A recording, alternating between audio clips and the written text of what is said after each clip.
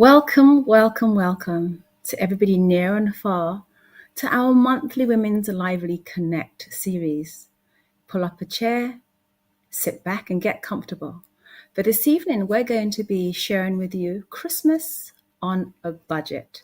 So take your pens and papers out and get ready for another exciting episode of our monthly Women's Connect.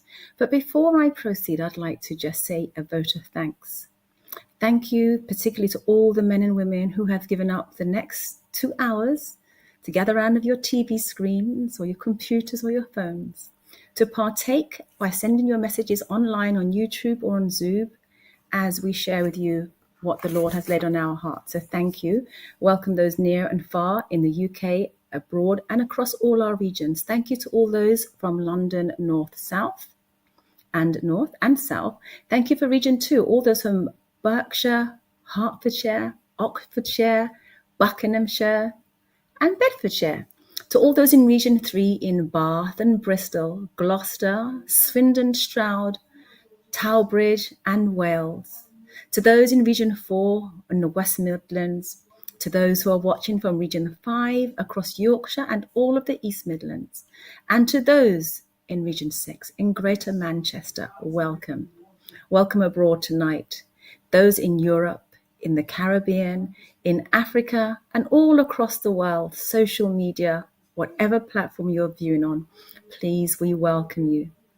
But I also want to say a particular vote of thanks to our national women's leader, Minister Joyce Fletcher, who is the brainchild behind all of these series to make sure that we can reach the world with information that is absolutely necessary, and also to Minister Powell. Welcome to you all. My name is Shez Christopher, and I will be your host for this evening.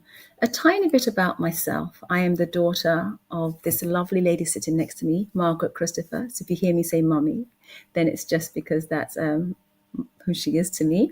I work within the Wembley Church as their local women's leader, and I have the honour to work with some great women in the region as one of the women's leaders nationally under Sister Joyce Fletcher.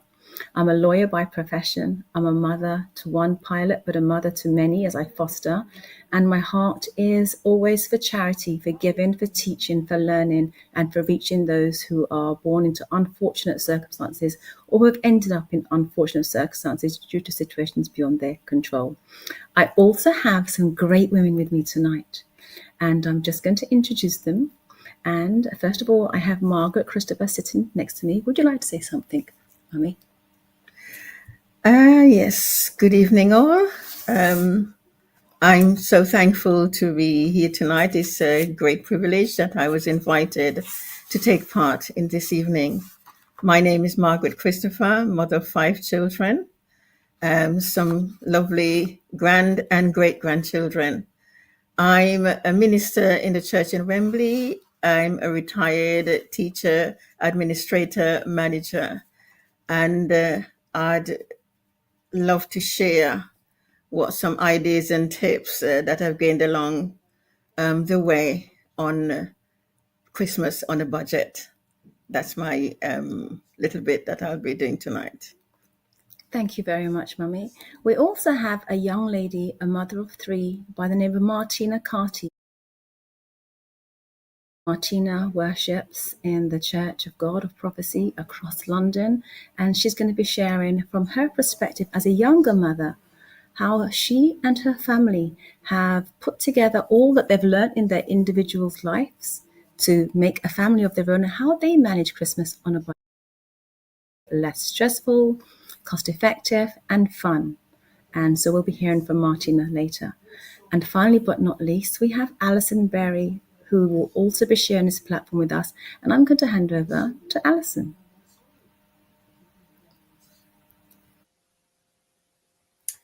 Thank you so much, Shez. Yes, my name's Alison Berry. I live in Surrey in the southeast of England. I'm married to Steve, and we have 3 children aged 23, 21 and 18. I have volunteered with the organisation Christians Against Poverty for over 10 years now, as a money coach, helping people with budgeting in a variety of settings, from church to schools, and even in a women's prison for several years. And I hope to encourage you tonight by showing that there are tools and techniques and tips out there, and we can all take some simple steps to be better at budgeting. And I'd like to hope that you'll pick up that budgeting is for life, not just for Christmas. So back to Shez. Thank you very much. Whilst we're here presenting with you this evening, please do feel free to leave a comment on YouTube, leave a comment on Zoom. Hopefully we'll be able to see your comments, whether it be a question or a thought or a comment, and we will try throughout the evening to mention or to share or to expand upon your comment. So thank you very, very much. At this stage, just remembering it's Christmas on a budget. It's something we all really need because it's so easy to overspend. It's so easy to get caught up in the fandangles of the world and how they are. Thank you so much, Mr. Joyce Fletcher, for joining us also online. So at this time, we're going to have a video. And just looking at Christmas.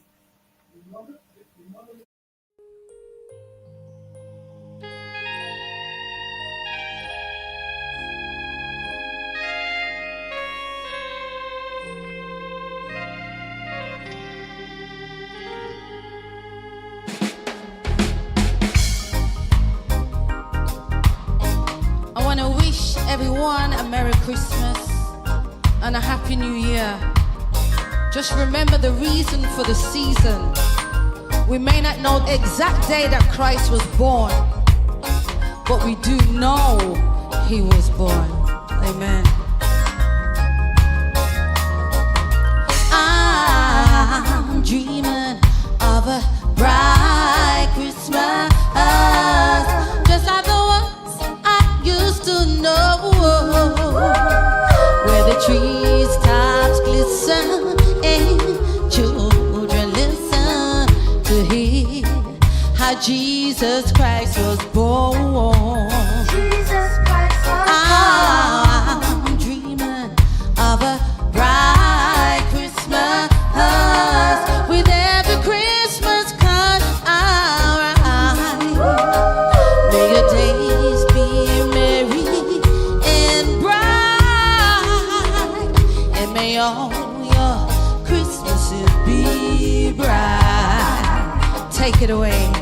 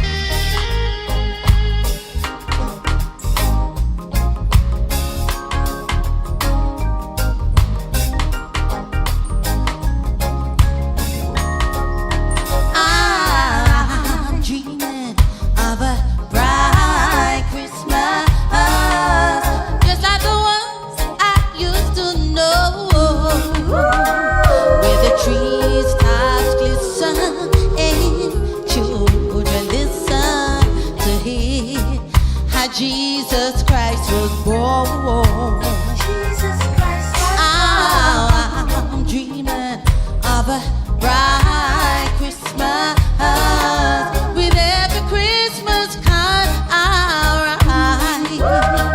May your days be merry and bright, and may all your Christmases be bright.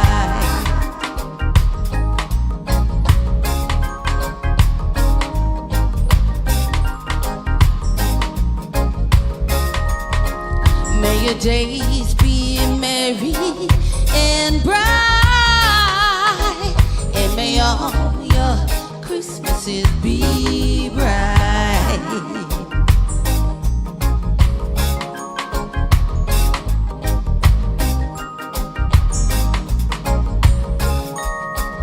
May your days be merry and bright,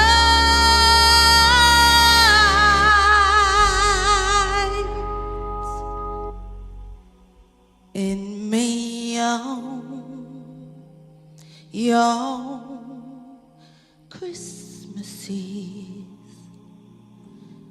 be bright.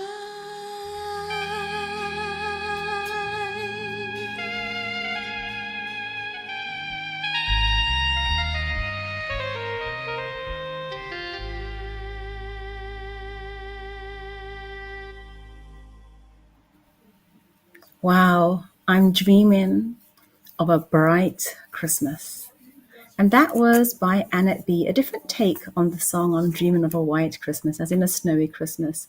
And when I think about the words of that song, we really don't know when Christmas Day, as in the birth of Jesus, was. We celebrate it on the 25th of December, but we know that he was born at some stage. And I'm dreaming of a bright Christmas, as in how it used to be for us as a family, where it wasn't so much about expenses. It was more about being around the kitchen sink, watching my mum bake the cakes, my daddy stuff the turkey, all the children just waiting to get a lick of the spoon from the cake and to get some of the turkey juice. It was more about Christmas carols and just family games. I'm looking forward to a bright Christmas. What about you, Mummy? A bright Christmas to me, a Christmas that goes without a hitch, so that everything you plan goes well.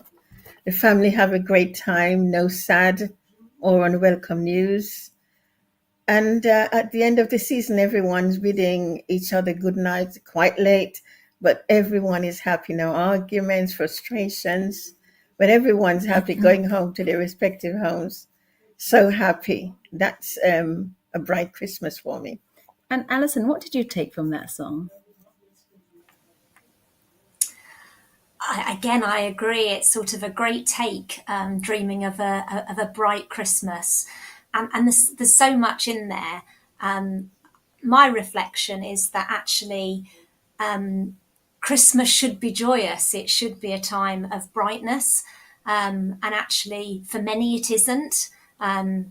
It can cause, anxiety, debt, worry, all of those things. And actually, I think that's a great hope for us all, that it becomes refocused on the brightness and the light and the hope of Jesus that he's brought. So yeah, that's what I took from it. Thank you so much, both. I'm looking forward to hearing from you so much, so much. Thank you, Faye, for joining us online and enjoying the music. Continue to sit back, Faye, and pay attention. Bring your neighbors and your friends, your recording devices, so you can share this with all those who in your family circle may not have been able to attend tonight. Well, in light of the topic, Christmas on a budget, we thought we'd put into context. Thank you, Jean, Patent, welcome, welcome. The topic tonight, Christmas on a budget, just want to set the background for you why our leader, Joyce Fletcher, thought it was necessary to have this topic. Now, when we think about Christmas, the cost of living is rocketing. And unfortunately, the wages are not going up sufficient to meet the cost of living as it rockets. So it would be remiss of us not to share with you and not to discuss how people could have Christmas on a budget, because we're aware that some families are going to struggle. And we would like to be able to share some thoughts that will support those families. Families may be facing crisis at Christmas. During this festive period and people are out making merriment, what about those in need? What about those whose families are struggling? What about those who are homeless? We want it to be a bright Christmas for them too, and for you. And hence, we conducted a survey. That TV program, they did a survey, and the survey says whatever. So the Women's Ministry did a survey, and they asked 3 questions in relation to Christmas on a budget. And we're going to share with you some of the thoughts and discussions following the survey. The first question that was asked was simply a question number 1: are you looking forward to Christmas? there was about 120 responses. You know, are you looking forward to Christmas? And you'd be surprised by the results. So, for example, about 78 people said yes, they're looking forward to Christmas, and 17 said, I don't know, and 11 really wasn't sure. And so we're just going to have a look at that first survey findings, and then we're going to have some questions around that.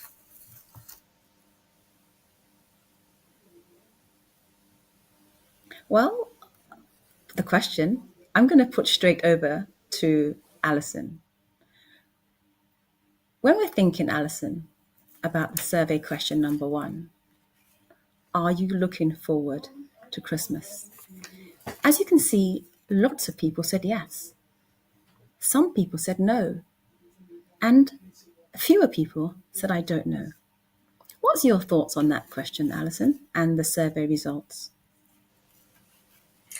So I thought it was really interesting, and obviously in the Bible it says, from the overflow of the heart the mouth speaks, and often you have to think what's going on in people's hearts when they answer questions like that. And the first thing that struck me is it's great that lots of people are looking forward to Christmas, and actually there's a lot to love, isn't there, about Christmas, from our favourite foods to spending time with family and friends. And of course, I know that I'm blown away each year as I reflect on the amazement of the incarnation and God's salvation coming in the form of a baby. But actually, I think the fact that there's enough people who either aren't sure or are not looking forward to Christmas perhaps shows that maybe it's lost some of its meaning, and actually the retail festival has taken over too much, and that can bring a lot of worries of its own. And once the joy starts to go from Christmas, it's very easy for unhappiness, worry, debt, pressure to spend too much. And I think perhaps that's my reflection on some of those responses. So, Alison, when you talk about that's your reflection on some of those responses, bearing in mind you work for an organisation which is in relation to dealing with poverty, what would be some of your thoughts to help with those who perhaps said they don't know or know? What would you say? So I think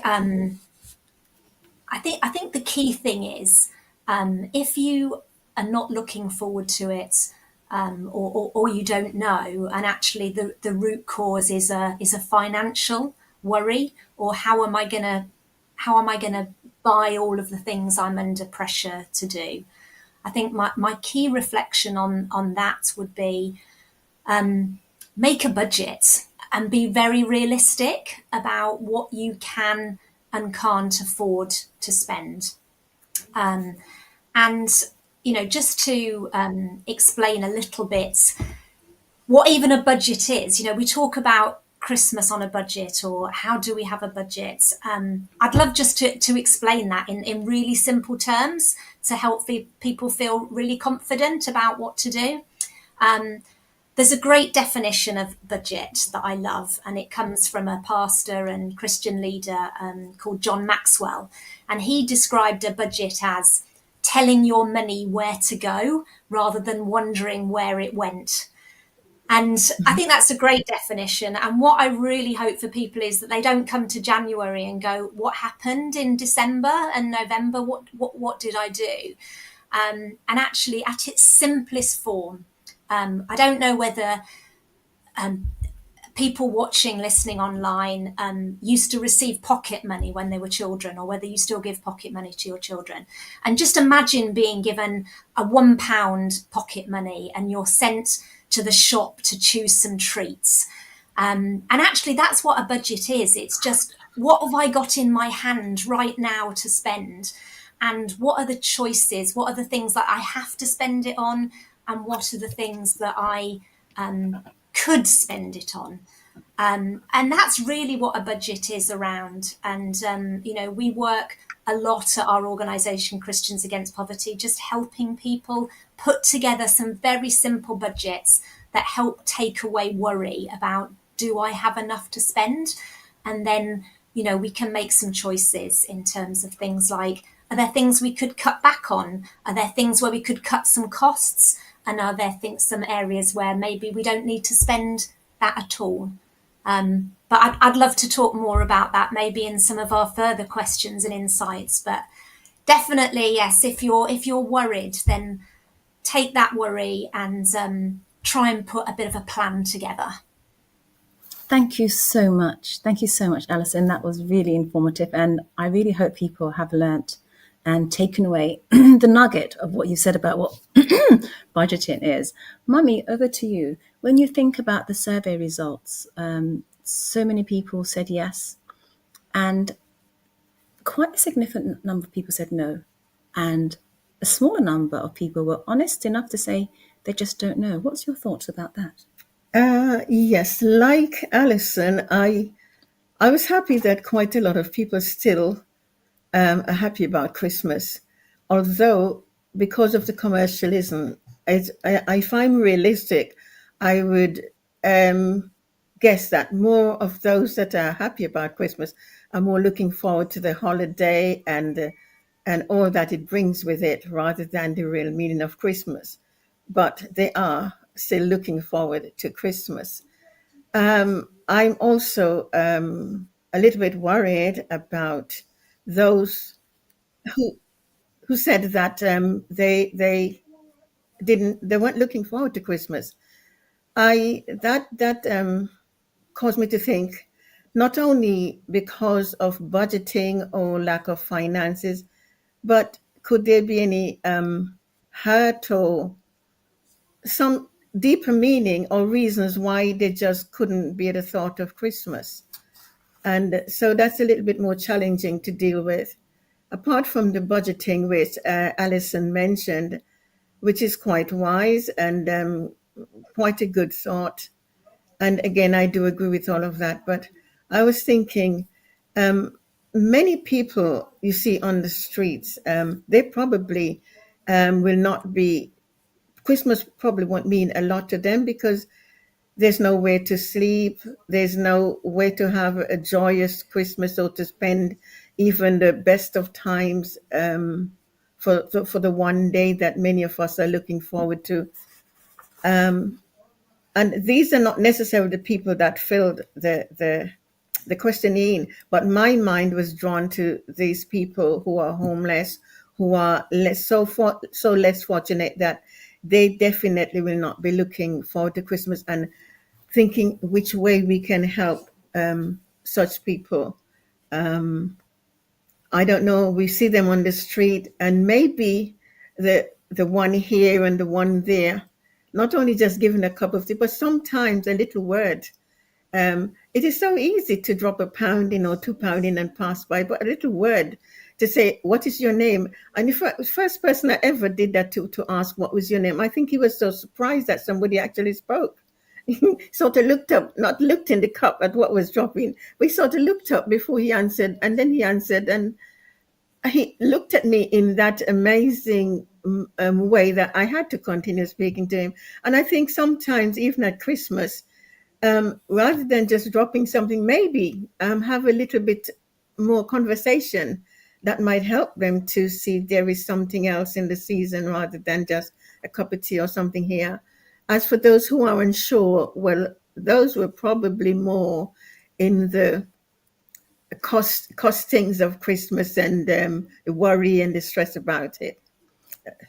As you talk about costing, and for those who are in distress and worried about Christmas, as a wise senior, a mother, a grandmother, a great-grandmother, do you make a budget for Christmas, and how do you work with that? My budget for Christmas takes care of itself. It's not in that I always plan for Christmas at January, from the 1st of January. Why? Because it's not a matter of saving over the months, but you go out in the January sales, and over the period, you know exactly what your children or friends would be needing, or you've already have an idea of what they want. And you hit the January sales you see, like it's going out of business. So all my Christmas decorations, cards, presents, and everything are bought in January at a fraction of the price. Sometimes the decorations go down to pence, and then you have decorations that are left over from the following year. So there was, my budget was so easily covered because it was all done in January sales. I hardly had even birthday presents throughout the year were bought at Christmas January sales. So there was no problem coming up to the next Christmas. I just enjoy the lights and maybe some of the fresh fruits that we couldn't. I'd like to say a little bit more about the fresh fruit because even now is the time we start planning, but maybe we say some more about that later on. But yes, budgeting for Christmas was done a year ahead, and you hit the January sales, and everything was done, bought, folded, ready for the wrapping for birthdays, for Christmas, until the next year. Thank you so much. Thank you so much. And I agree with everything that's been said. It is so important to budget. If you don't budget, as Alison said, if you don't direct your money in a particular direction, that money is going to direct you to perhaps being in a deficit, which you didn't expect. And when I think about the survey results, my heart does hurt somewhat because it's good that so many people are looking forward to Christmas, but I reach out to those who are not sure or who are not looking forward to Christmas. And I think it's important to be creative and not really to allow ourselves to get caught up in having to do what the Jones do. My mother spoke about the January sales. I remember hitting the shops in the June sales and I had all the Christmas shopping finished. Or before that, when COVID came about, I remember sewing as a child and I invested in a sewing machine. And then I just made everybody beautiful ethnic face masks during that time. And that was a Christmas present. I learned how to sew again. What I couldn't remember, YouTube is the biggest teaching university online. If we talk about decorations, don't go out and spend and buy decorations. I plead with you earnestly, do not do it. It's, you can walk past the pine trees. Do you know a pine cone? Do you know what that is? And you buy them in a shop for so much money, but they fall on the ground for free. They fall from the trees for free. Collect them with your children, take them home and wash them and dip them in some paint, and you have beautiful pine cones to hang on your Christmas tree. Gather the newspapers from the railway stations and make paper chains. It's free. One packet of glue may cost you 50 pence, and you could decorate with all the paper chains. And imagine the fun, going back to the fun of doing that as a family. So these are some of the cost-saving budget things that we can do. Paper mache, it's newspaper, flour in your house, that's flour to bake cakes, whether it's self-raising or plain, mixed with water. You blow up a balloon, cover the balloon with paper mache, let it dry, pop the balloon, and you've got a beautiful decoration of a ball. Paint it and put it on the tree because it's now hard. Decorations for free. So yes, we really need to look at having Christmas on a budget. Alison, I'm just going to ask you one last question on this part. How can your organisation, CAP UK, benefit and support our listeners during this period? Well, so just as a reminder, it's Christians Against Poverty. And I was going to say that if anybody wants to know anything about our organisation, we have a great website with loads of resources. So I'll just mention that now, if that's okay. It's capuk.org. Loads and loads of free resources on there. Things such as a benefits checker that allows people to quickly check whether there's anything that they're entitled to. It's got links to other sources of help. But basically, Christians Against Poverty, we've been around for 27 years now in the UK. And we partner with local churches all over the UK to offer hope and transformation through free professional debt advice, life skills, job clubs, and money coaching. And what we do is that we bring hope to tens and thousands of lives just through that powerful combination of practical help a restorative church community, and of course the love of Jesus. And particularly relevant for for people that are watching and joining us today, we've completely updated our money coaching tools and courses. There are so many great tips, tools and techniques to help anyone really get to grips with managing their money every day. Great for people at any life stage, and works really well within a church setting or within the community, as well as many other settings. So, I'd love people to think about, joining a money coaching course, or even getting involved and training to be a money course coach, just to help other people. There's many adults who, struggle just to manage their money on a day-to-day basis. So that's the key way.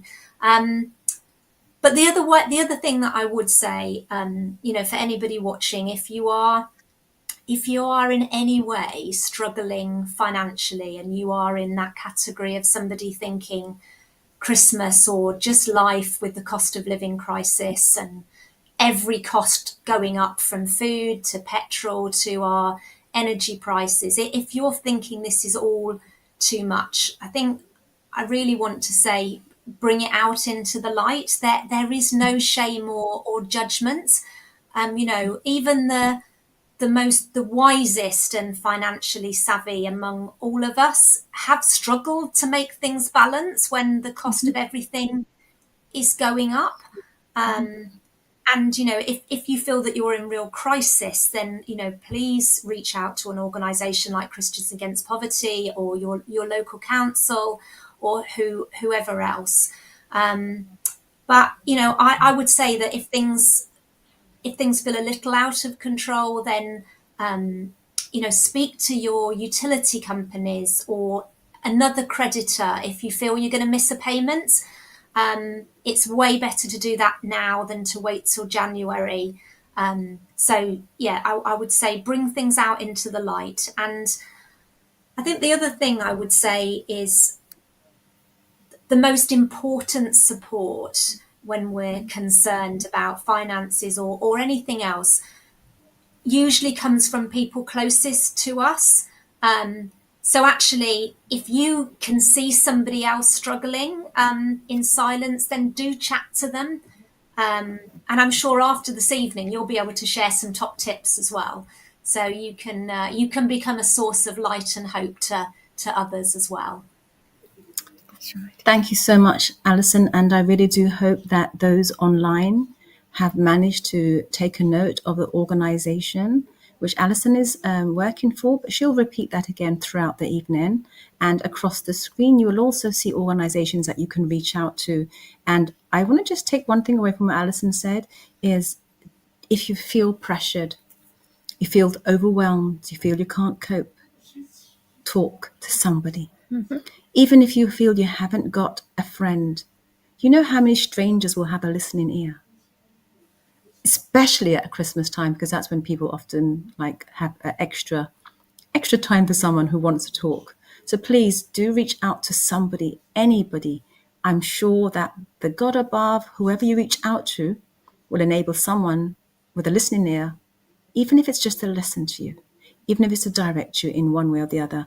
And Mum, one last question to you on that first question is, how would you, or what would you say to our listeners about perhaps preparing a meal for a large family on a budget? How would you do it? How did you do it for us when you had so many hungry children grabbing at you for food and money wasn't all of that back in the day? What did you do? Then, as in now, look out for store specials. There's so many store specials and coupons. You can get coupons from so many stores and from newspapers, and these play a great go a great way towards saving on your expenses. There's so many coupons about, and the store specials. Again, if you're going to make your own stuffings and things like that, go for the day-old bread that has been reduced, because you're going to roast it. You're going to do so many things with it. You don't have to buy the fresh bread. You can get the day-old bread at half price or even less, things like that. Also, make sure that you buy the stuff that can store up bit by bit over a time, so you're not pressured at the last moment. Dry goods, even some fruits and veg can be stored sort of frozen and done safely. Even meat, and in fact, with meat and fish, if you were to get those early and season and marinate those and freeze them, they end up tasting a lot better than those that are already quickly marinated overnight. The seasoning has got time to go through. And if you buy that ahead of time, you can choose better cuts at cheaper prices, because in this season and beyond, they all go up for the Christmas. So do that well ahead. Look at the stuff that you can freeze, prepare and freeze, and the stuff that you can store without any loss of quality. And you can save so much by doing that. As for if you haven't had your chance to buy Christmas cards and that sort of stuff, make that with your children, with your family. It's so much fun. Make it fun, because that's what the enjoyment about it, the whole thing of Christmas, making it fun. If you look at your children's faces, when they bring their project or their cards that they prepare at school, and see how happy they are, that will give you an incentive how happy they will be making stuff for Christmas and seeing it. I mean, when they come home from school with their cards, and you look at them and it says nice or pretty, and you put them away. When they make it for Christmas, they are hung in the tree and they're proud of it. They're looking at it. That's what I mean. So make it fun and make it cheap, because it is doable. Some apart from newspaper, tissue papers you can get in packets, different colors tissue papers, a little bit of blue. So a few rolls of ribbons, and your whole Christmas decorations is sorted. And you know something, your children have some better ideas than you do have sometimes. Children are so creative in their mind. So gather them, work with them, make it fun for them. You won't be disappointed with your Christmas, and it will be on a budget.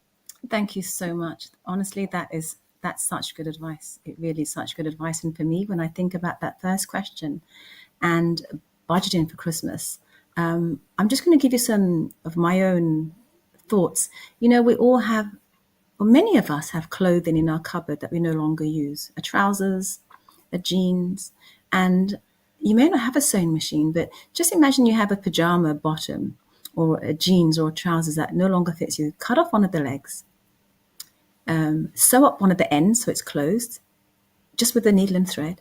Stuff it with some other clothes that you can cut up because you're about to throw them away, and then turn it inside out. Actually, before you stuff it, turn it inside out, stuff it, then sew up the other end.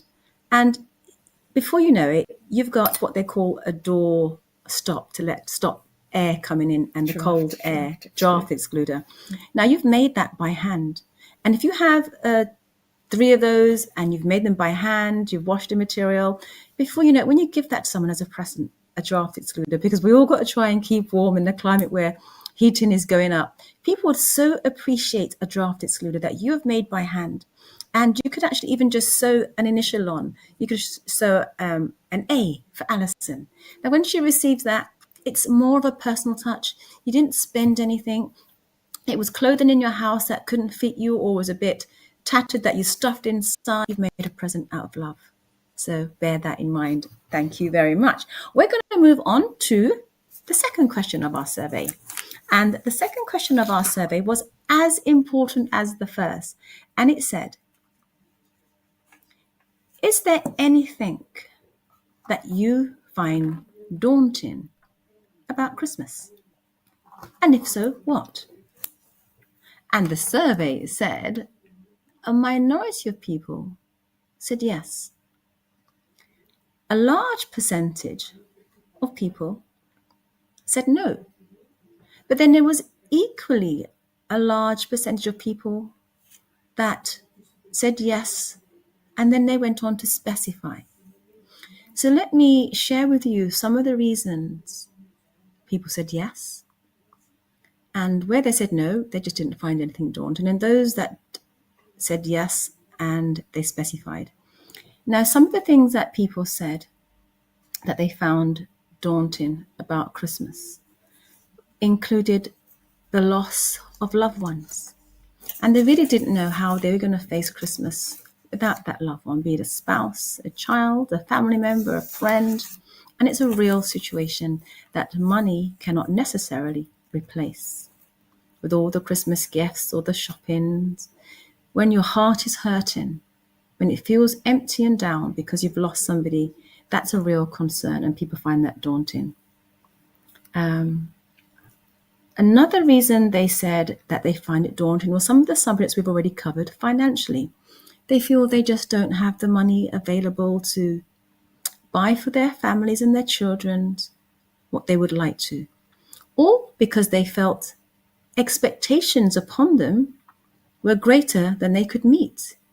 So the expectations was greater than their finances, greater than their capabilities, and they want so much to provide the best for their family, or maybe some people feel pressure to keep up with the Joneses.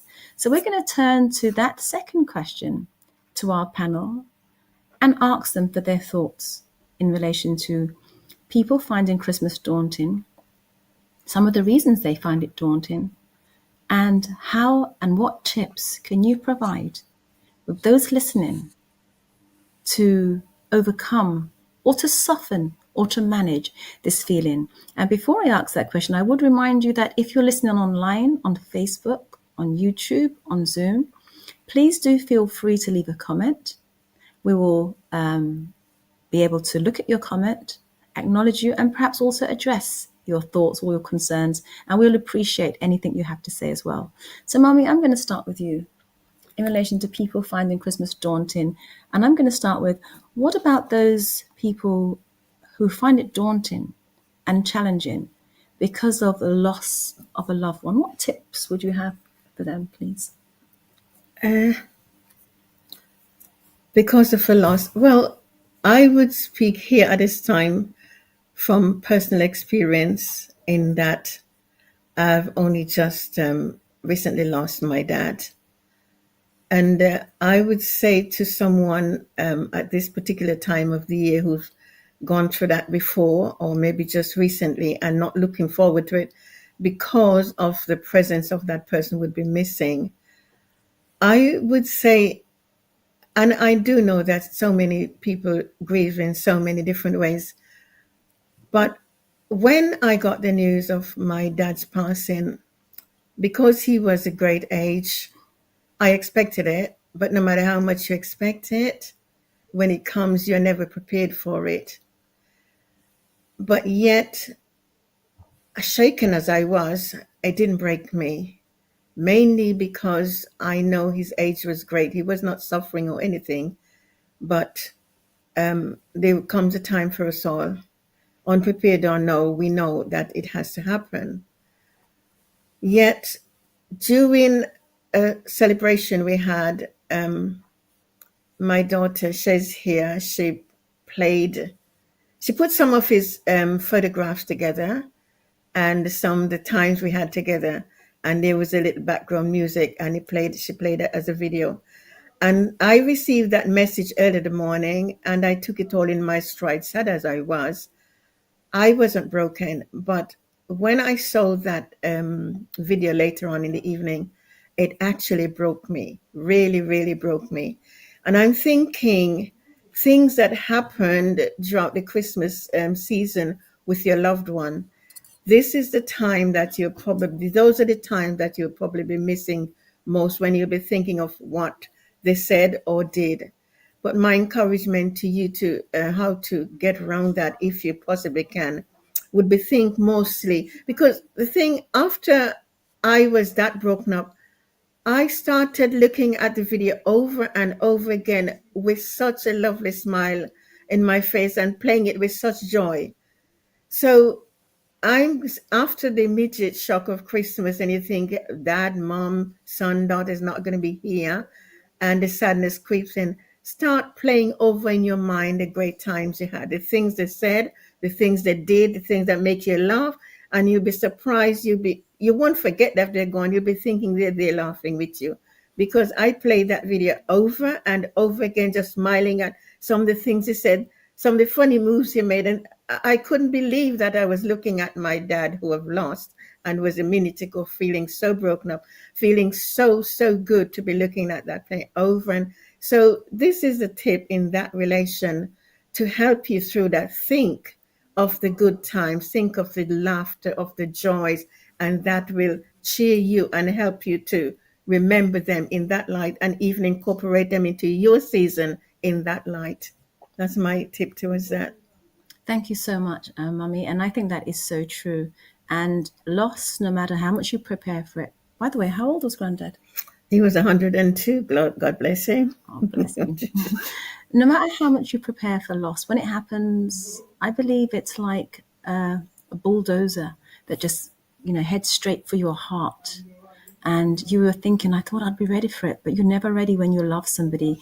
And Christmas can be a time when you feel alone because of that. You feel hurt, you feel weak. And one of the things I have said to my mother is, I don't know whether she will ever leave the earth before me or I will leave the earth before her, but she's one of the closest human beings that exist in my life, if not the closest. And, my father and my son, and then my friends. I've said, Mummy, I want you to do a video for me. A happy Christmas video, a video to my son, a video to, I don't have any grandchildren yet, a video to my grandchildren, because I want to be able to play it when that time comes. Now, that might be a hard thing for me to ask her, but I'm asking it because I know I'm going to need a lot of comfort. Boy, I'm going to need so much comfort. And of course, it will make me cry, but it will also make me smile, because I'll be hearing her again and remembering her again. And one of my thoughts to people, if they are able, before it happens, is to make a recording if you can. Once heard a story of somebody who was poorly and knew they were going to pass, and they set aside 21 presents for their child who was young, and the remaining parent gave that child a present every year on their birthday until they're 21 from the person who knew. It's called planning ahead. And it doesn't really take away the hurt, but it might minimize the hurt. So that's a thought. But Alison, turning over to you in relation to people finding Christmas daunting. And what I would ask you, having heard what Margaret has said, or Mummy, having seen what the survey have said, and having even heard what I said, what would you say people could do to prepare for or to manage the daunting side of Christmas, not so much because of the loss, but because of financial constraints and how they're feeling? Yeah. And actually, I think if people do feel daunted, as with anything else, I think, as I said previously, bringing things out into the light and knowing what it is that you're feeling daunted about can often be a very brave step that can help you come to a next step. So, for example, if it is the pressure for everything to be perfect, and to be the most amazing host at Christmas, if that's what you feel daunted about, then I'd encourage people to name it, and then actually get other people to contribute.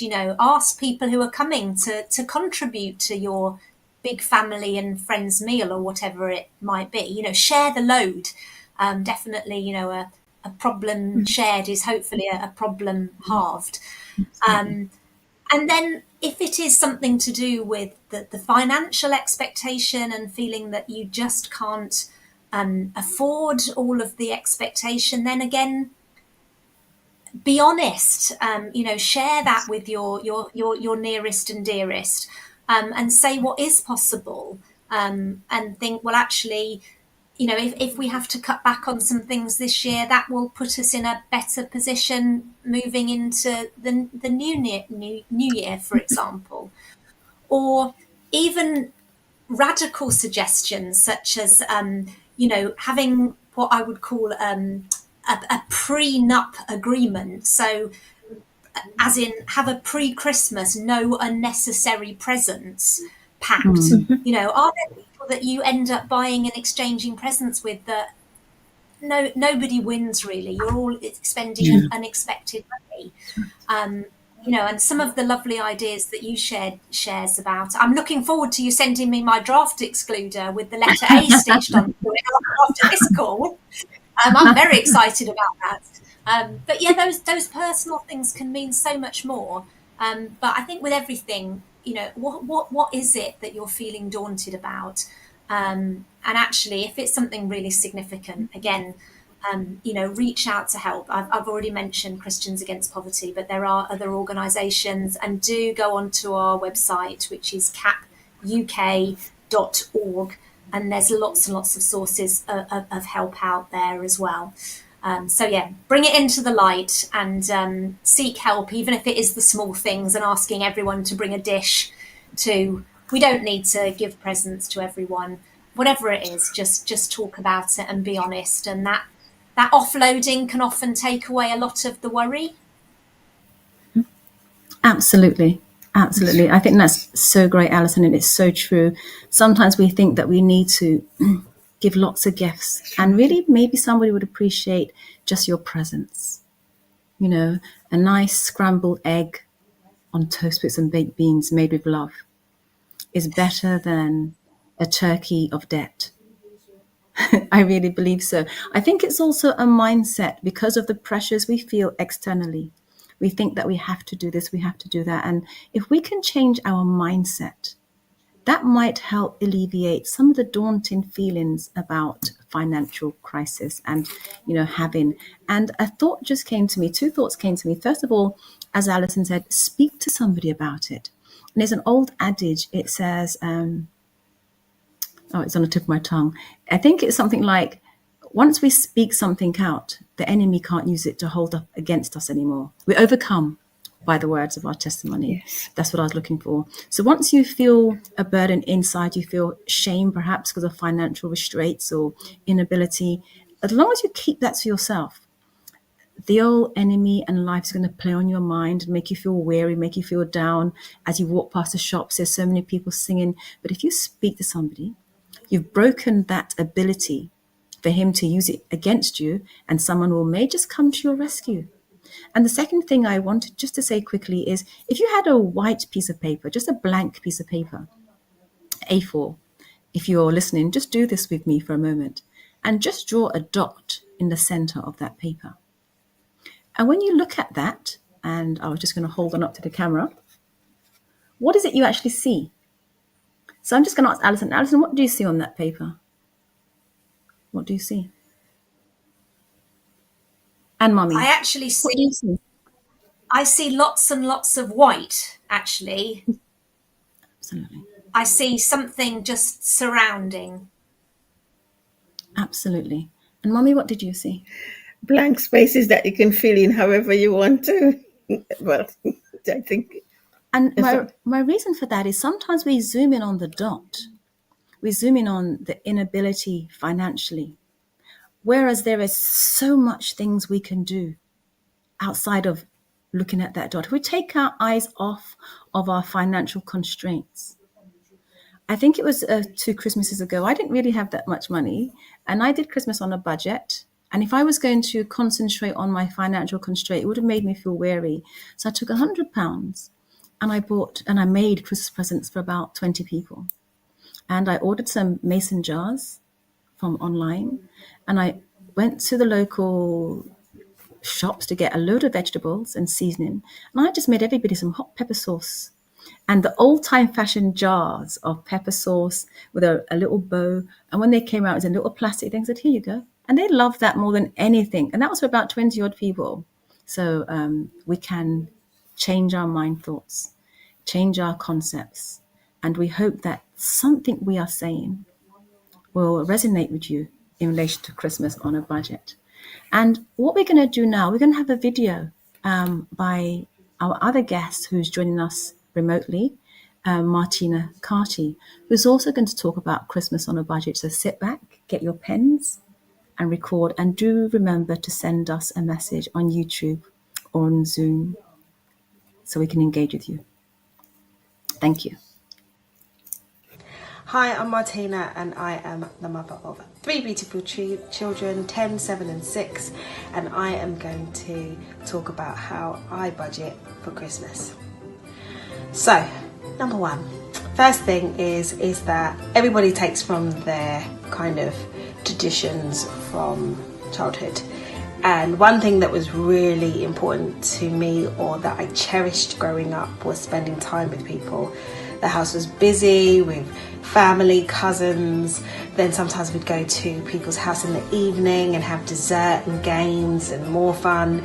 And that's what I remember mostly, not so much presents. And so I guess for me, I have, introduced that more so within our family, and it's worked well. So number one for us is that we kind of share the load out. So if we are meeting as a big family and the spread has to be huge, we divvy up the dishes. So I think there's about 18 of us now.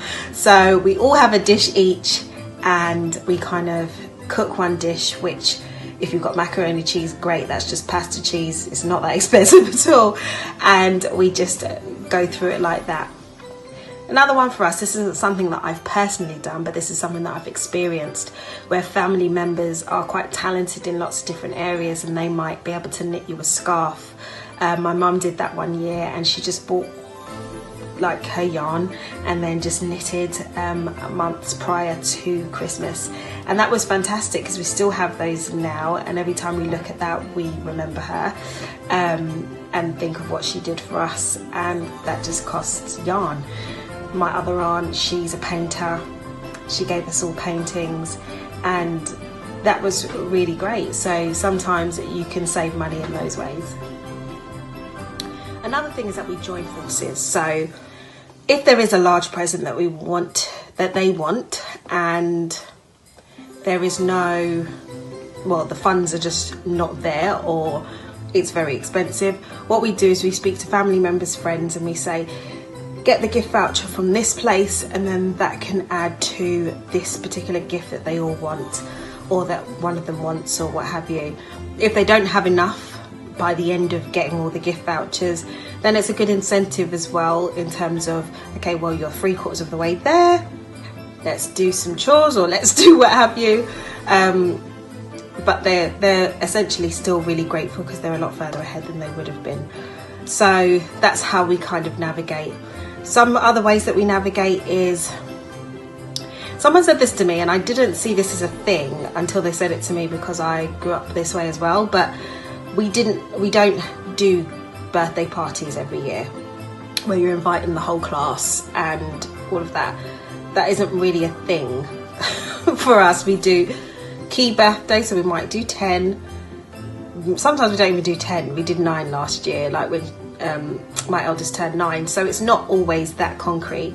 But yeah, we just do certain birthdays, and the reason why we do that is because, you know, that in and of itself can be a huge expense, and that could also go towards us travelling or going somewhere else or doing something like that. So they're fully aware that we don't always have big birthday parties every year.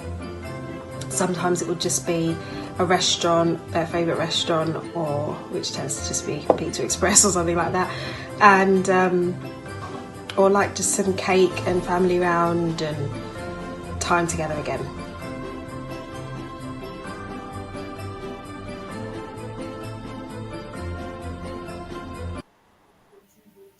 Wow, and that's from a young mother giving you some tips as to how you can make Christmas your own. Having come from her own family and how they did it, and her husband coming from his family, they brought their ideas together and they decided what they were going to do and how they were going to do it, and things that they weren't going to put on themselves as an external pressure. Alison, is there anything you want to add or take away? What would you have gained from the video you just watched that you'd like to perhaps expand on so others can benefit? Wasn't it full of some top tips? As I say, definitely worth making some notes during that. There was some great ideas. And I think one of the key things is that what I loved about it was that she wasn't feeling like the external pressure to sort of conform in particular ways, and was really honest with the family. So the example that she used really well about, we don't do big birthday parties where the whole class comes. And she used this phrase, the children are fully aware that we don't do that, and then we're making another choice of what to spend the money on. And actually, I think, as somebody that's very passionate about people being confident about their finances, whatever their income and expenditure levels are, I love the idea of equipping people to be confident with what they have. And actually, it's never too young to start having these conversations with children about choices. They don't need to take on necessarily our worries and stresses of the world, but actually for them to have that information. And I think it is really important. So yes, I think that was one of the really key things that I took, that she was involving her family as young as they were in the decisions, so that they knew that we've decided to do this, and these are the consequences, but these are some of the advantages for us as well, because of that's what we're doing. But yes, some really, really great ideas in there.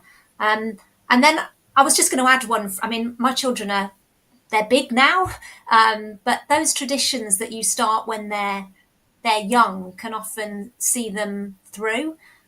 We used to do something actually that was more about getting the right perspective on Christmas and what it was.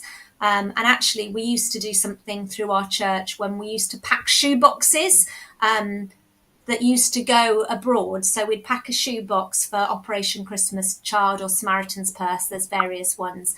And actually, our children weren't allowed to talk about what they were looking forward to Christmas and think about what they wanted until we'd done this thing. And actually, when they realised that the joy that came from people receiving like a little toy, a packet of playing cards and a bouncy ball and some toothpaste and some soap, I think it really changed their perspective on the massive retail festival that they saw unfolding before their eyes. So that's something we always did as children, and actually it just helped give a really great perspective to them.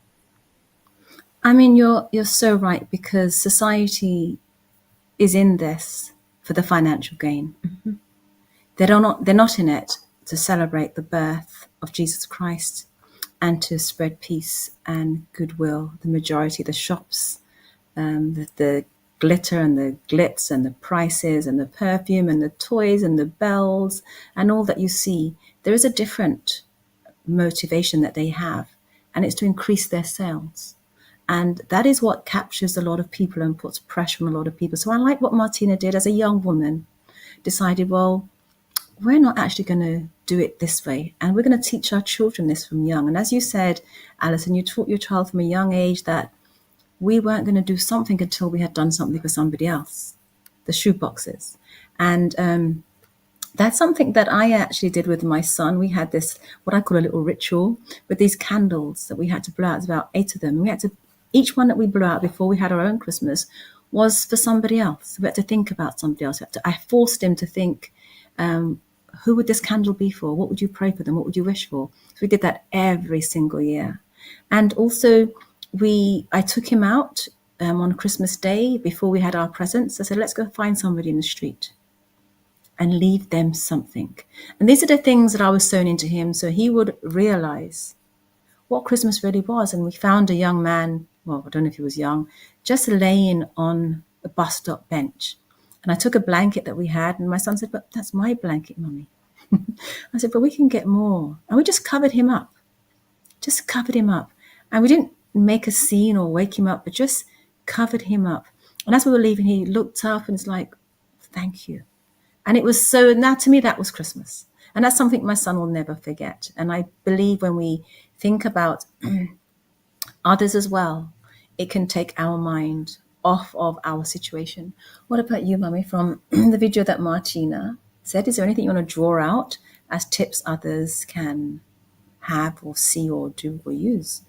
Well, as Alison said, I too was really, really impressed with all the decisions she made.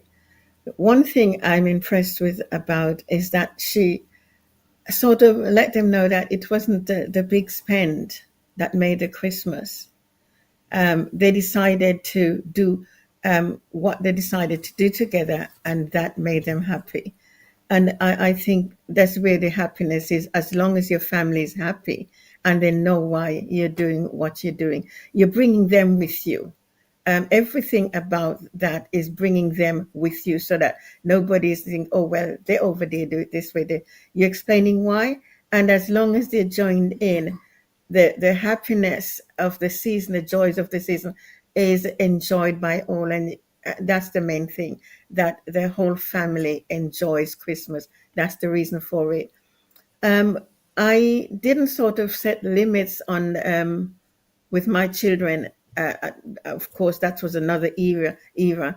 But the thing is because I had it all in hand well before Christmas, and I took great joy and pleasure in seeing their surprise in what they got, and made sure it was done in a way that they really enjoyed it.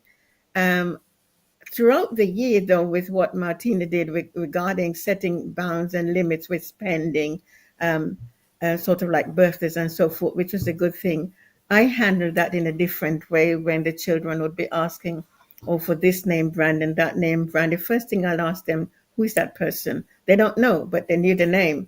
So what's your name? And I said, it doesn't sound like a much nicer name. And if I painted that on your slippers, wouldn't it come up? At least it'll be individual, it'll be unique. People ask, where you got that? And they're wanting one next to you like that. It doesn't have to be in a big spend name. Be proud of who you are, what you've got, and the reason why you're going that way. Make them understand that it's not all in the keeping up with the Joneses. It's being happy with what you've got and being happy with your family, and being satisfied that you are, I don't know, being happy in your family with what you're able to do anyway, as trying to steer them away from following after this one, because that is what the world does. They advertise this, and the children get excited and they're pressured in their parents, and that's what's happening at Christmas. The bigger the advertisement, the costlier, and the more the children are after that. So you need to set these boundaries, bring them along with you. And I think, like Martina, they understood exactly what was happening and they seemed to enjoy it. Make your Christmas enjoyable, not spend high spending, but enjoying. Games. Nothing can make your Christmas any happier with your family than having some card game, board games. Everybody laugh till they're sick. You play some mind games with guys, and you just laugh until you fall apart. And Christmas is, even if you didn't get the joy we have with Christmas games, even if we didn't get a present, I think Christmas would have been made. So it's planning it, and planning it around the reason for the season, joy. Having a beautiful, joyful family time. Christ came that we might have joy. The first thing the angels was the joy to the world. Not many people remember that. They remember the glitter. But if you bring joy into your family, they will remember the reason for the season. It's all about joy. And why joy came? Because Christ came. Thank you, Mummy. One of the memories I have, and taking this from something Martina said, it's not all about the big gifts. And if there's a gift that one of the children want or somebody wants, and they can't afford it as a household, maybe say to the uncle and aunt, well, this is what they want. And if everybody puts £1 or £2 towards it, although they haven't got the gift yet, they're that much nearer. And I remember this gift that I received as a child. And this was a group effort, which I grew to understand was a group effort, because mum and dad didn't have that much money and they had 5 children looking. And my dad is a carpenter, and he got some 4 bits of wood and just nailed them together and then just painted that box. And mummy got some material and she sewed like a little quilt, like a blanket. And daddy with the wooden box, and he painted it and he put some stencils on it. And mummy did the sewing of a blanket and a pillow. And I had an uncle called Uncle Fred, and he bought a little dolly. And by the time the three of them finished, my sister and I had a beautiful dolly in a little crib that rocked, covered in a snug blanket. And that was it. Mum and Dad just made whatever they could make for us. And an uncle came in and put something in the cot. And that was fantastic. And that was a group effort because one household may not have been able to afford that for two daughters, and let alone the sons. So we really got to be creative. We really have to think of what we can do as a family unit to cut the cost of Christmas down and to work together. And I love what Martina said, and I really hope that everyone's taken away tips from this. And Faye, I did see your comment come up. Thank you for watching, Faye. Thank you for contributing. Even before we go to our third question, something which is real. We speak a lot about families coming together, but there's an expectation that families are all going to get on, and it's going to be a joyous time. What about when families don't have that connection? Maybe due to mental health issues within the family that causes separation, that causes anxiety. How would you deal with that, Mum? Because it's a real thing, and we're looking at tips, budget on a Christmas, families coming together, expectations, mental health, suffering in the family. What would you say on that? First thing, be very compassionate. That's the first thing I think that we need to think of, compassion. And if we are very compassionate in our innermost thoughts toward that person, I think it will lead us to sometimes try to see things from that person's perspective.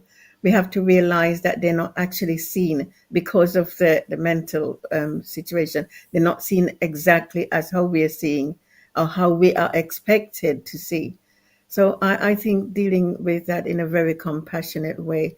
They may feel disgruntled over something. We may try to explain certain things and the best we can. Or even if we cannot get through in that way, try and understand where they're coming from. And sometimes it's just as easy to be understanding than to hold out or argue out a point, which seem to make things worse.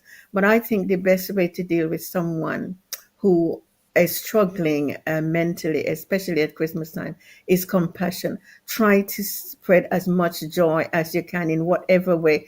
I mean, whatever, you have to take the lead. You have to take the lead from them, which way they're going. You can't just say, oh, well, I'll do this or do that. Allow them to lead and follow in a compassionate way to keep situation in a calm way, and keep things on track, because it can so easily one small word misplaced can throw a whole season out of sync. So compassion. Thank you. And yes, compassion is needed for us all. They say everybody's one step away from a breaking point, perhaps. So another person says, I rowed the boat today, but you may row the boat tomorrow. So we all need a helping hand. What about you, Martina? What tips would you give for those family members who are coming together that may not all gel together or may be suffering emotionally like this? I think the key comment about compassion is so important. I think what I was reflecting as you were just speaking there, that I'm thinking about it from the perspective of maybe somebody watching tonight, that they might be that person themselves. They feel like they're going into a season that's difficult for their own mental health. And so I would just reflect that you need to be very compassionate to yourself as well. And again, as we talked about before, recognizing what are maybe some of your trigger points. So, if it is a financial worry, or if it is a overburden worry, then if there's a feeling of stress there that you're feeling is impacting your mental health, then, I'd say speak into those things, speak out, but definitely be compassionate to yourself. talk, don't bottle up concerns, and it's okay not to be okay. I think that's a Correct. really strong message. Good. I think particularly as women, we're very good at masking and putting on a face that everything's okay, particularly at what should definitely be a joyous time at Christmas, but we also don't want it to be superficial. And so sometimes just not feeling everything is okay, that is okay to say that sometimes. A very practical top tip is, if you're spending a lot of time with family and friends and indoors, and that you're finding that difficult, then try and get outside for a short amount of time each day. Even if it is just a short walk, it can really change your perspective. Even if it's chucking down with rain and cold, sometimes just getting outside can help in those situations. Especially if people are having the same old argument that they have every Christmas when they get together. Sometimes you just need a time out. Another one I would say that is really important to be thankful. Just being thankful for what we do have can often be great at bringing perspective when we feel that things are getting to us, particularly at a season like Christmas. And then one final thought is, focusing on others. Is there something that you could volunteer for at the Christmas time is often really helpful in terms of lifting our own mood as well. So yes, really important to be compassionate to others, but let's be really compassionate to ourselves as well, and make sure that we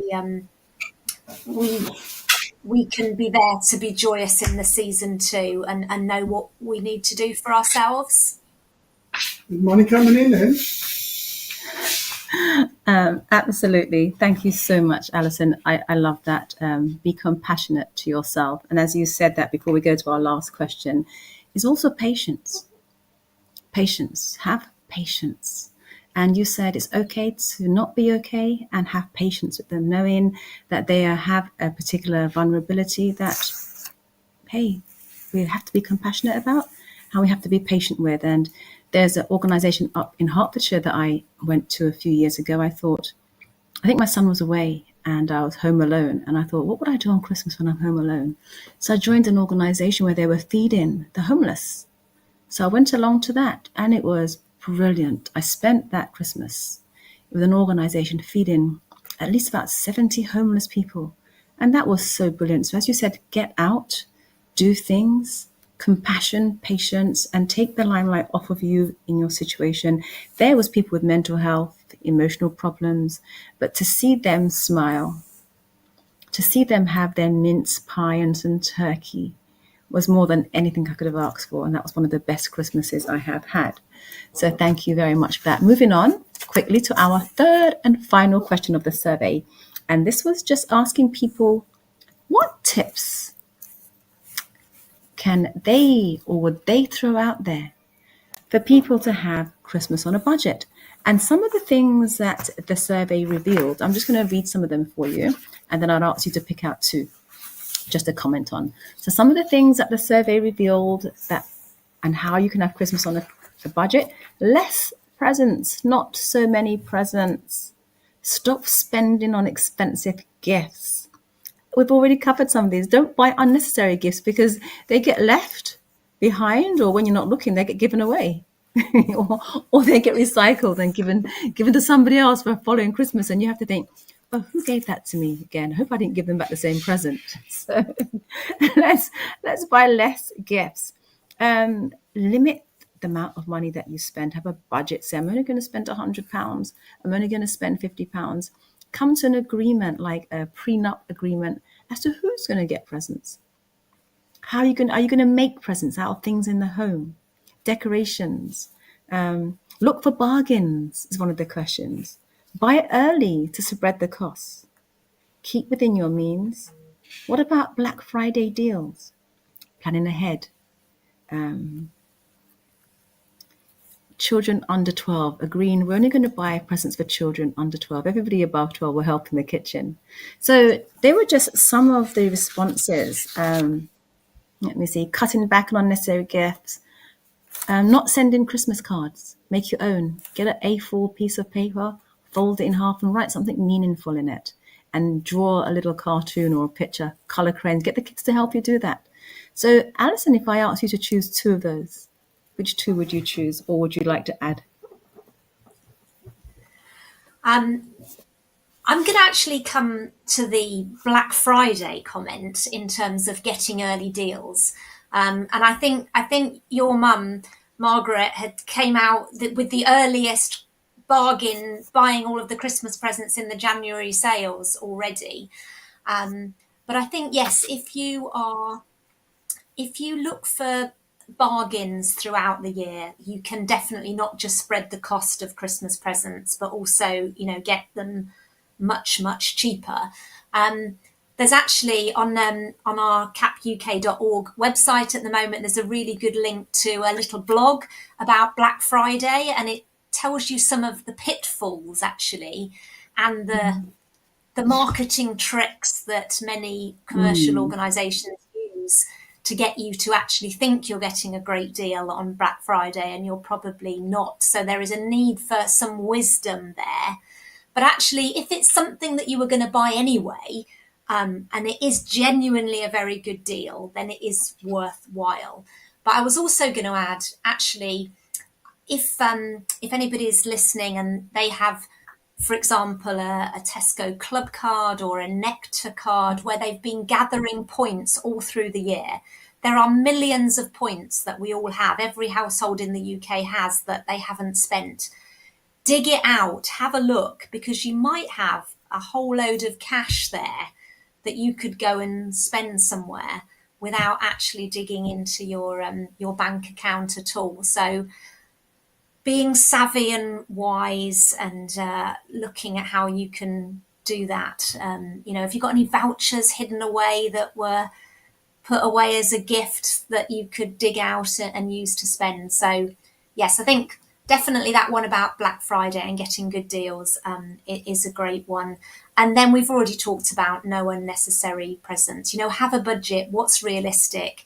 And actually, if you can't afford it, then definitely don't go into debt and stress over buying Christmas presents. It is just one day of the year.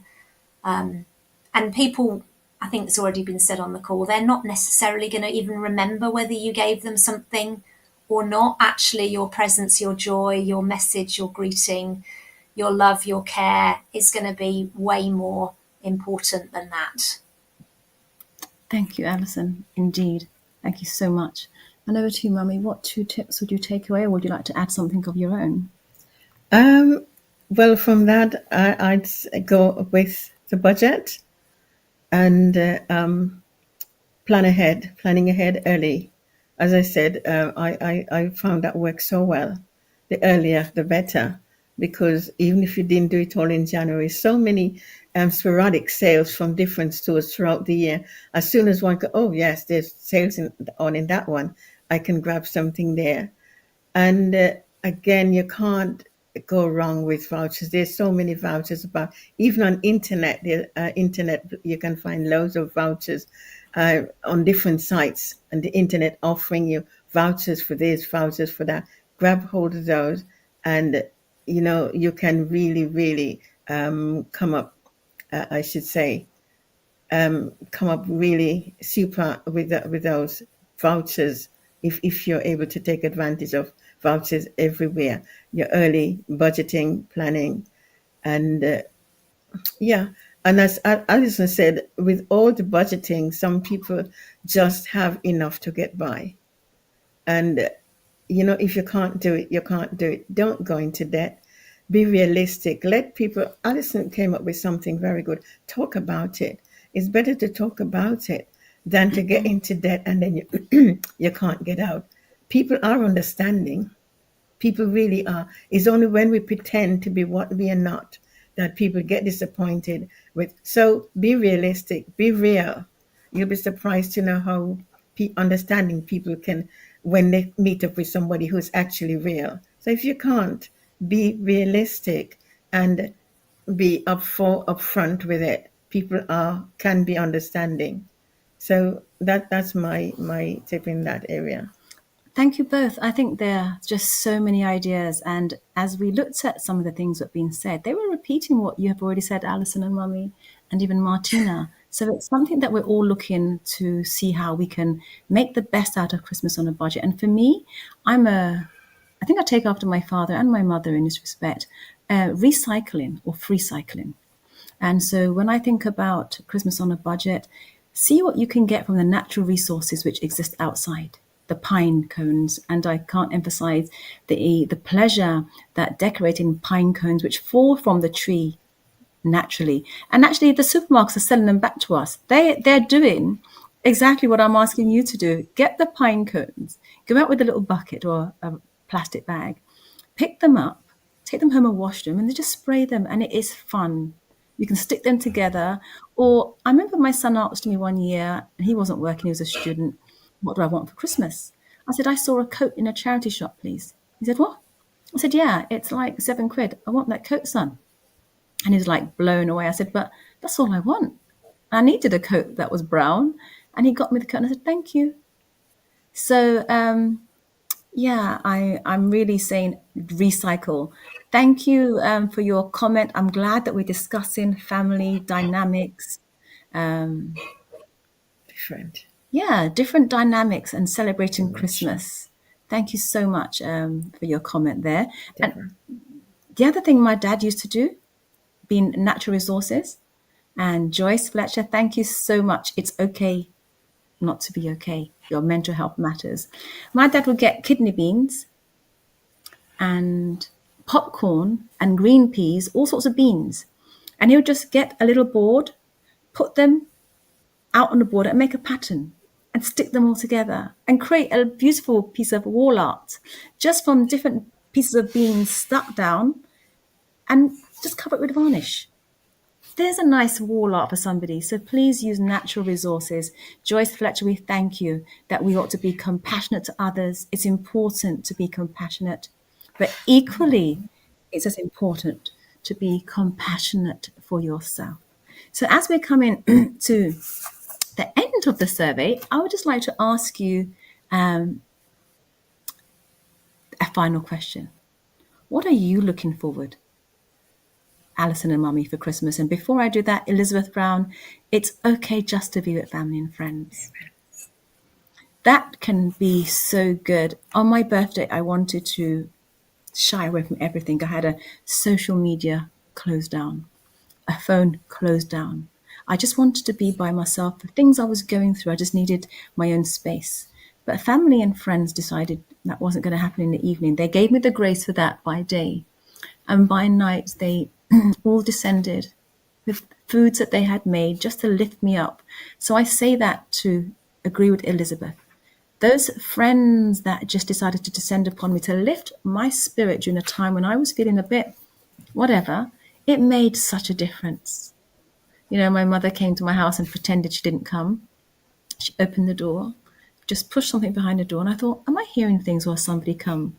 As I opened my front door, I saw her running down the street because she was trying to respect me by, you know, giving me my free time, but also wanted me just to know that she's there. So know that your family and friends are there, and it's okay just to embrace them and just to be around them, to watch a good movie, to cry over the Christmas channel, or to talk about the story of Jesus, just something free. So over to you, Alison, on the final question is, what do you want to get out of Christmas? So there's many things that I do look forward to for Christmas, other than the Call the Midwife Christmas special, which I have to say is an absolute favourite programme of mine. But apart from that, it is just spending time with family and friends, and we do a lot of hosting actually, which is a real blessing. Different people, but actually we have lots of games, sort of crazy family traditions when we get together, and it is just that time to spend it. I love the simple pleasures, a crisp winter's day walk in the park and stuff. It is absolutely delightful to just enjoy those. So those are the things. And then I clearly love the opportunities to bless others. I mean, I am very fortunate in the work that I do with Christians Against Poverty, that we see many clients and we're able to bless them, especially at Christmas. And that is a real joy and makes you realize just what a difference it makes to bless other people. And then obviously Christmas wouldn't be Christmas without, celebrating with my Christian brothers and sisters. And, the real highlight of the incarnation and remembering what it's always about. And it never fails to blow my mind, actually, when I realize that, God is with us, and definitely not just for Christmas. Absolutely. Thank you so much for that. And I really hope that those listening can even feed into what Alison is saying about her own Christmas wants and what she's looking for and the real reason for Christmas. And over to you, Mummy. What are you looking forward to for Christmas, or what do you hope to get out of Christmas this year? If you could choose two things, what would it be? Almost the same thing as two particular things I enjoy about Christmas and really looking forward to Christmas. Family, the family get together, the family. We eat a lot, drink a lot, but that is not nearly as enjoyable, because you get full and you get lazy and you sit back. But what enlivens you is the afterwards, the games, the chatting together. For me, seeing everybody around, that makes my Christmas. And like Alison, Christmas is not Christmas. Maybe from a child, I enjoy Christmas. It's always the Christmas plays from a child coming up. But everything about church in Christmas brings in the real meaning of Christmas. So Christmas is never Christmas without your proper Christmas service. And I know not necessarily nativity and all of that, but as a child, it was, yes, the nativity. But as a grown up, it is a story of Christmas, the story of why Christmas. Not necessarily it was the day, but we don't go into, because if it was in January, if it was in April, if we were celebrating the coming of Christ, it would be Christmas, because that was it. So I'm looking forward to my church Christmases and my family. Food or no food, family. That's Christmas. That's Christmas. Family and church. Thank you for that. For me, Christmas will be very different this year because I am a mother of like one son only. My foster children have all grown up. And a few weeks ago, my son got married and he's got his own family now. He's got his own wife. So what am I looking forward to for Christmas? It would, number one, to just envisage in my heart Christmas in his house and what he's doing from what I was able to share with him as to the true meaning of Christmas. And because my parents are here, I won't be home alone. I'm going to come round by them. But what I'm looking forward is serving. I intend to go out on Christmas Day. It's not too far from where I am, and to serve the homeless again. And I would really love to take my parents with me. It's going to be amazing. My dad might be shaking, no, but trust me, where there's a will, there's a way, because it gives you so much internal joy. When you may resist it at first. My son once resisted when I said we're going to go down and feed the homeless at our church. It's like, oh, Mommy, but why do we have to? But when we got there, he just got stuck in. And what it does, it teaches you about the peace and the reason for Jesus coming on earth is to bring hope, to give love and to share charity. It's not about buying gifts. And that's what I'm looking forward to, is going down to my local centre and to feed the homeless with my parents and to give them that experience. I don't know if they've had that. Although they're older than me, they're wiser than me, there's still things we can learn and experience as we progress through life. Mm-hmm. So I want to thank you all for joining us through this part of the session. We haven't quite finished yet, but again, thank you all for your comments. Keep your comments coming on YouTube, on Zoom, and they will come up here. We will, reach out to you and acknowledge you and actually expound on it. So thank you very much for all of those who have contributed. But at this time, we're going to have a Christmas reflection. So do sit back, feet up, a cup of wine or water, or a hot cup of chocolate, whatever you have, a hot toddy. And we're going to have a Christmas reflection by Sandra Schaefer. So enjoy. Greetings to everyone. To our women's leaders and Connect hosts, thank you for the privilege of presenting this theological reflection on the true meaning of Christmas. And as we enter this season, I must say that Christmas is my favourite season for many reasons. I'll name a few random things related to my experience of Christmas in the UK. Holidays, not having to work on Christmas Day or Boxing Day. Jamaican ackee and saltfish breakfast. Christmas turkey dinners, stuffing, Brussels sprouts and mince pies. And I love to see the decorations and all the lights shining around in the homes, workplaces and on the streets, and even Christmas markets. The season brings family and friends together, and people are generally joyful. I have great childhood memories of my parents making my Christmases and that of my sisters a special and joyous occasion, even on a budget. But this season is not so joyful for everyone. For some, it brings sadness, despair and anxiety, and there are many reasons why, including finances, a point of discussion in this Women's Connect. The cost of living rises mean we see TV adverts where our support is needed for charities to offer food and shelter to those who find themselves in hardship for one reason or another during this Christmas season, offering a sense of belonging and self-worth because someone cares. I want to talk about someone special who cares. Jesus cares, so he came to shine his great light in this dark world. His coming is the true meaning of Christmas. We find the account of Jesus in the Gospels, and Luke's Gospel tells us of the small family unit, Joseph, Mary and baby Jesus, finding themselves in hardship in Bethlehem because they've travelled there to take part in a compulsory census. And having found no place to stay in a local inn, the innkeeper offers them shelter. He has compassion and offers them shelter in a stable, and Jesus placed in a manger for his bed. But I'd like to focus on the account in Matthew 2, 1-12. Here we have the account of the wise men from the east. They'd seen a light appear and they knew it was special. But what drew them to Jesus? Why did they journey to find Jesus? Well, firstly, the wise men knew the prophecies about the Messiah, a significant ruler who would bring change, as prophesied in Micah 5.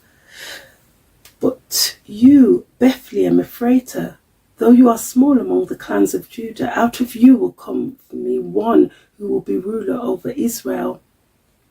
The prophet Isaiah declared, for unto us a child is born, unto us a son is given, and the government will be upon his shoulder, and his name will be called Wonderful Counselor, Mighty God, Everlasting Father, Prince of Peace.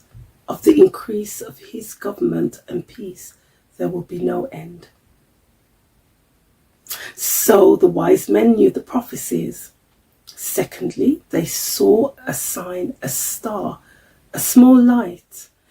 This small light, this great sign, they recognized to be linked to the prophecies about the Messiah, and they believed that it would lead them to Jesus, that great and marvelous true light. Have we seen this star? Have we determined in our hearts to seek the Saviour of the world? Have we made up our minds to give our lives in complete worship to Christ Jesus, to follow him as we journey through life? Those of us who follow Jesus, who follow his government and peace, we have our different expressions of worship, our different approaches to worship that we pray and believe through the Holy Spirit are pleasing to God. So we can declare, as in 2 Corinthians 4 verse 7, we now have this light shining in our hearts, but we ourselves are like fragile clay jars containing this great treasure. This makes it clear that our great power is from God, not from ourselves. It's the power of God that works in our fragile jars, our fragile selves, that's enabling us to worship him. His great light is in us, allowing us to be witnesses, bringing the light of his salvation into this dark world. It seemed logical to the wise men to go to Herod and ask about a new king. Why not ask the current king? Navigating this dark world, we sometimes follow our own logic, but it's best to be guided by the light of God.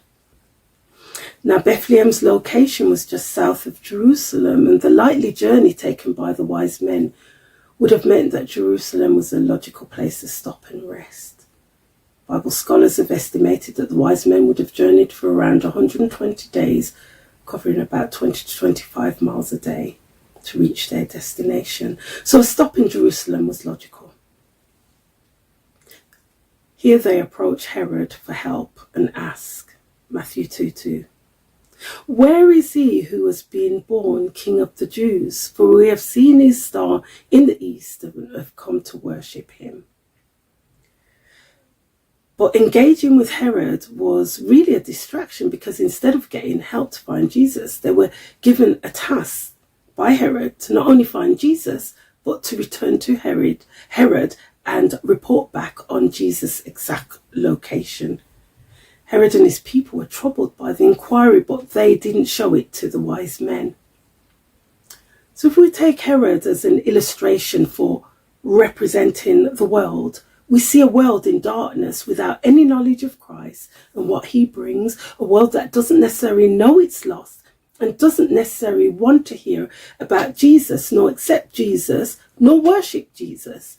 You see, Herod, on hearing about Jesus' birth, Jesus' coming, he saw a threat to his authority and power, a threat of how things are, a threat to the status quo. So what was the status quo then? And what's the status quo now? Irrespective of time, in this world, there is injustice causing problems and trouble everywhere. On the one hand, we have dictatorships, coups, conflicts, wars, oppression, hunger, displacement of people groups, genocide, hate. On the other hand, we have democracy or failing democracy, unfair working practices, unemployment, homelessness, abuse, discrimination, hate. The list goes on. But Jesus came to shine his light to expose and dispel injustice. The injustice of oppression and cruel suppression of those who seek to live in a just and fair world. If we live as people of life, as it states in Ephesians 5, then we do what is good, what is right, what is true. When we speak of Jesus to the world, it can seem as troubling or even offensive to the world, because Jesus came to change the ways of interacting and engaging with people in society. He came to challenge the status quo. Any offence taken by the world might not be immediate or obvious. Herod's offence at the birth of Jesus was not obvious to the men from the east. They said to Herod that they wanted to worship the child, and Herod made them believe that he too was interested in worshipping Jesus. But this was far from the true intents of Herod's heart. For those of us who believe, I want to encourage us to avoid distractions on our Christian journey as we seek Jesus. Those kind of distractions that get us caught up in someone else's agenda, and sometimes that agenda is evil.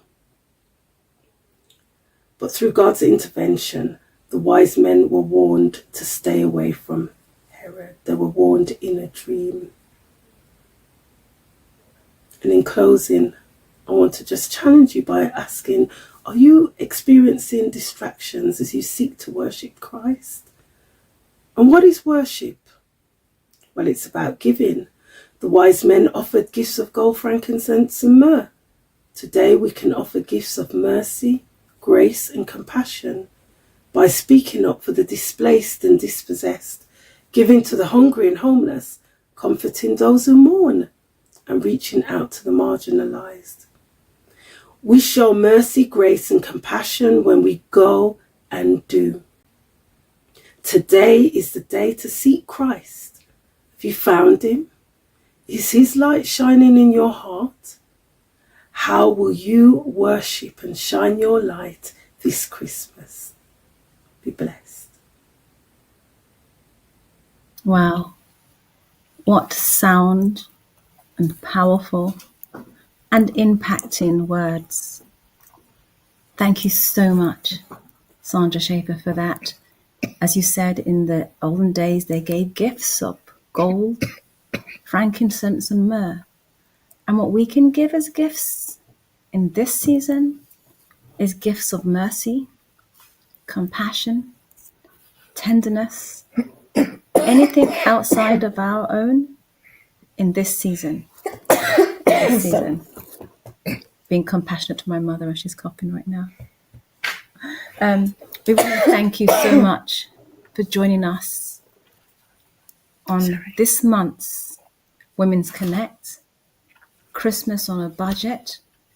And we really do hope that you have been able to take away some tips. Thank you so much, Alison. Thank you so much, Mummy. Thank you so much to Martina, who joined us. Thank you to all of those who joined us remotely from your homes, wherever you are across the world, with your comments. The final remarks, I'd love to say thank you so much. None of this would be possible if we didn't have somebody working in the background, doing all the electrical stuff, the social media stuff, the platform stuff. I want to give a big round of applause to Pastor Errol Williams for making this possible with all his technical skills. Honestly, we appreciate it. And we pray even for yourself, Pastor Errol, that throughout Christmas, that you will enjoy your Christmas and you would also be able to benefit from something that we have said. And this is a recorded session, so people online can watch it and take away things as they need. So the vote of thanks goes to everybody who has partaken today, for those who have given up their time, to the women's ministry, to Sister Joyce Fletcher, our pioneer. And we'd like to encourage you, even at this time, as you're thinking about a Christmas gift, the Women's Ministry have put together a commemorative magazine that you can purchase for the Christmas. So why not purchase that? You'll see shortly how you can purchase that. And it's £10 plus £2.50 packaging posting. Now, my details are on the screen, so if you can't afford one, I will buy one. I'll buy one for the first person who I understand puts their name on YouTube and it's flagged up here. So that's an incentive. The first person who says me on YouTube and it's flagged up on my screen, I will buy one for you and make sure it's sent out to you. So that will be my donation. So purchase one of those if you can. It will encourage and lift up your spirits, and share that as much as you can with others. Okay, and that's a good Christmas gift. I also want to let you know that join us again for next month's Connect. And on the 30th of December, we'll be having our another Connect series, and that will be entitled The Joys of Christmas Past and Present. And it will be featuring some of the COGOP's best female comedians. So if you fancy a laugh, join us. The Bible says a merry heart is better than medicine, and a broken spirit dries up the bones. So remember to join us on the 30th of December. We're talking about the joys of Christmas past and present, and featuring some of our great comedians. And I know they're going to make your heart laugh. Also, I'd like to just say, even as we're planning to talk about Christmas and the stresses that Christmas can cause, we have an organization which is called Protect Us, and that talks about planning ahead for your own welfare and for the welfare of your family and the welfare of your friends. So please reach out to us and bear a note of the dates where you can reach us, and we can also work with you in planning ahead in that regard. Also, I would just like to promote that you should look after yourself. Look after yourself in this season of Christmas. We're having our ladies retreat coming up. Plan ahead. Put away a £5 here and a £5 there. Do a sponsored walk. Pick up some cones that are free, decorate them and sell them. Create some doorstops and sell them to raise funds so you can attend our annual Women's Ladies Retreat on the 24th to the 26th of May 2024. Why attend? It's good to get away. It's good to take time for yourself. Spiritual renewal, community building, learning and development, leadership, stress reduction. Trust me, you can get away from it all and de-stress.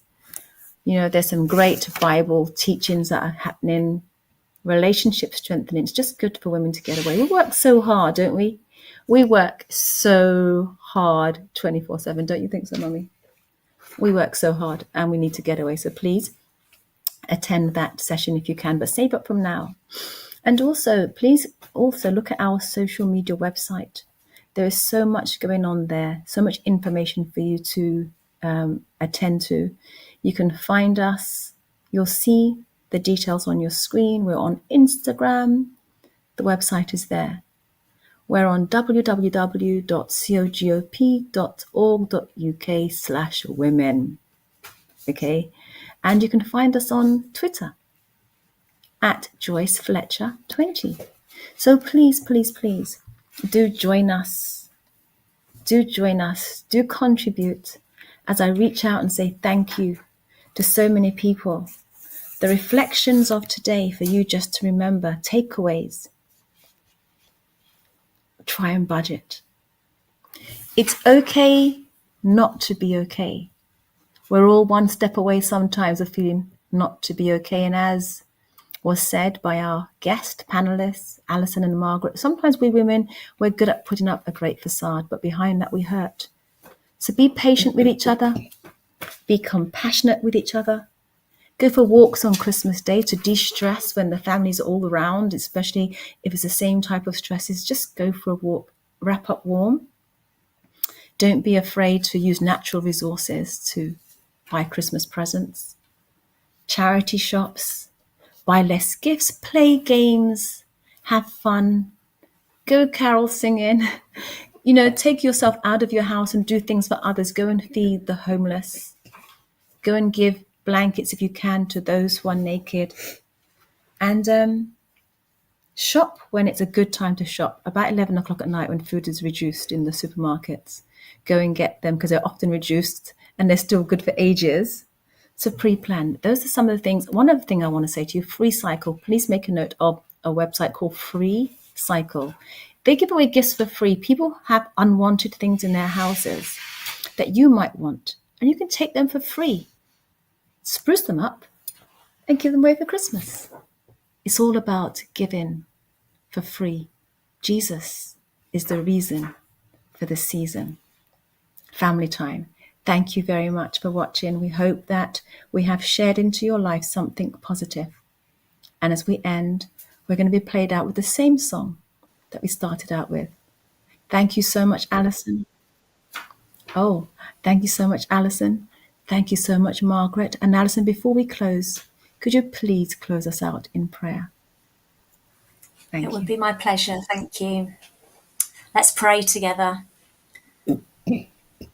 Thank you, Heavenly Father, for your presence this evening.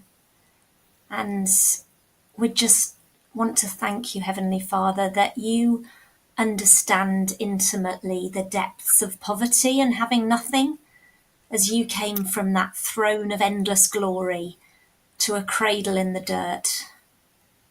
And we want to thank you tonight for the wonder of your incarnation, and help us rejoice this Christmas in a newfound amazement. And thank you that still every moment of every day where we receive you, you, Christ, still enter in. And as Prince of Peace, please cover anyone struggling now with financial worries, loneliness, bereavement, or strained relationships. Fill us all with your fresh hope. Now to him who is able to do immeasurably more than all we ask or imagine, according to his power that is at work within us. To him be glory in the church and in Christ Jesus throughout all generations, forever and ever. Amen. Amen. Amen. Thank you, Alison. Thank you, Margaret. Thank you, Pastor Errol Williams. Thank you, everybody, for watching. We're now going to be played out with a song, I'm Dreaming of a Bright Christmas.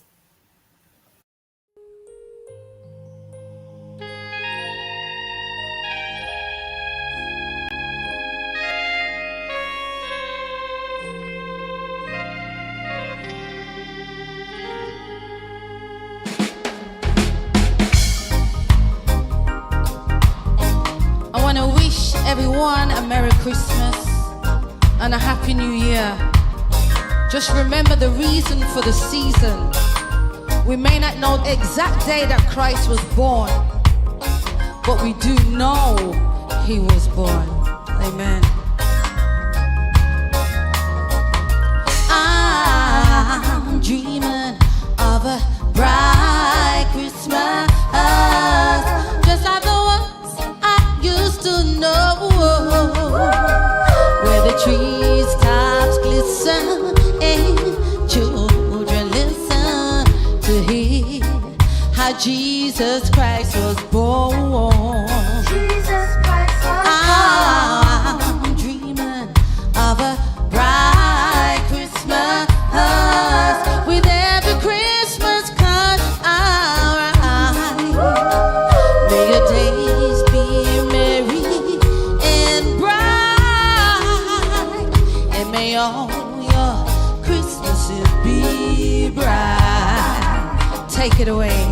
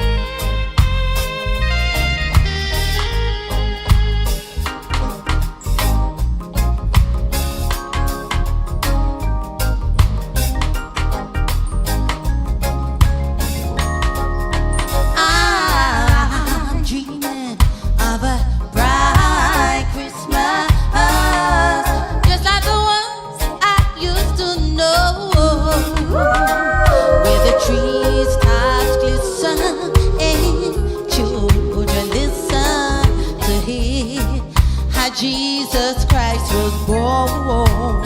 Jesus Christ was I'm dreaming of a bright Christmas, with every Christmas card I write. May your days be merry and bright, and may all your Christmases be bright.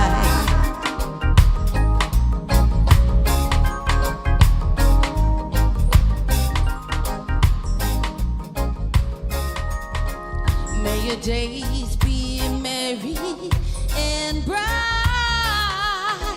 and may all your Christmases be bright.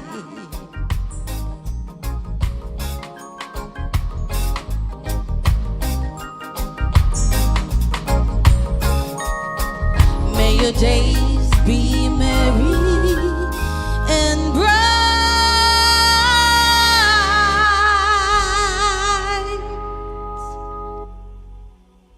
and may all your Christmases be bright.